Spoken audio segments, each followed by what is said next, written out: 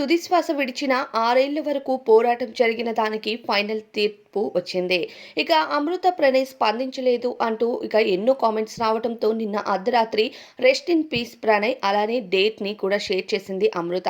అమృత తన ఇన్‌స్టాగ్రామ్‌లో పేరుని మార్చడం మాత్రం సోషల్ మీడియాలో ఎన్నో వివాదాలకు దారితీసింది. అలానే ప్రణయ్ తుది శ్వాస విడిచి కోర్టులో వచ్చిన తీర్పు ప్రకారం తల్లిదండ్రులు ఎమోషనల్ అవుతూ సమాధి దగ్గరకు వెళ్లారు. తండ్రి మీడియాతో కూడా మాట్లాడుతూ కన్నీరు పెట్టుకున్నారు.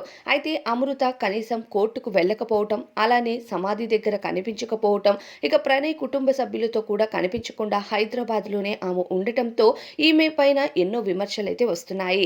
అలానే సోషల్ మీడియాలో కూడా నిన్నంతా స్పందించలేదు అమృత ప్రణయ్. నిన్న అర్ధరాత్రి సమయంలో మాత్రం రెస్ట్ ఇన్ పీస్ ప్రణయ్ అంటూ ఒక పోస్ట్‌ని షేర్ చేయడంతో పాటు నిన్నటి డేట్‌ని కూడా షేర్ చేసింది అమృత. అమృత షేర్ చేసిన ఆ పోస్ట్‌తో పాటు ఆమె ఇన్‌స్టాగ్రామ్ అకౌంట్‌లో పేరు ఎందుకు మార్చేసింది అని అనేక వివాదాలైతే వస్తున్నాయి. అమృత ప్రణయ్ 6 ఏళ్ల పాటు ఈ పోరాటం చేసి ఇప్పుడు మాత్రం ఎందుకు సైలెంట్‌గా ఉంటుంది అనే వ్యాఖ్యలే వినిపిస్తున్నాయి.